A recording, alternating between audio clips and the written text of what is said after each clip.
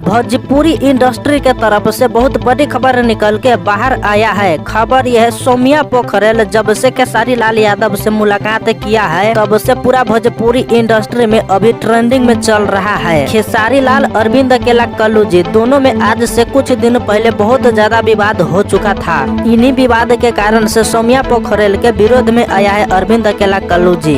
कल्लू जी ऐसा बिल्कुल नहीं चाहता है कि सौम्या पोखरेल भोजपुरी में आ सके, क्योंकि खेसारी लाल के बहुत बड़ा फैन है वो। खेसारी लाल के चाहने वाले जितना लोग हैं उन सब के अरविंद अकेला, कल्लू जी नहीं देखना पसंद करते हैं, क्योंकि कल्लू जी के छोटा मोटा गलती के खेसारी लाल यादव उससे भोजपुरी में विवाद बना देता है। इसलिए अरविंद अकेला, कल्लू जी नहीं चाहता है कि सौम्या पोखरेल भोजपुरी में आ सके। अभी भी भोजपुरी में अहिरान, बबुआन और ब्राह्मण में विवाद ही चल रहा है और ये सब विवाद दो ही लोगों के वजह से हुआ है, खेसारी लाल, अरविंद अकेला, कल्लू जी।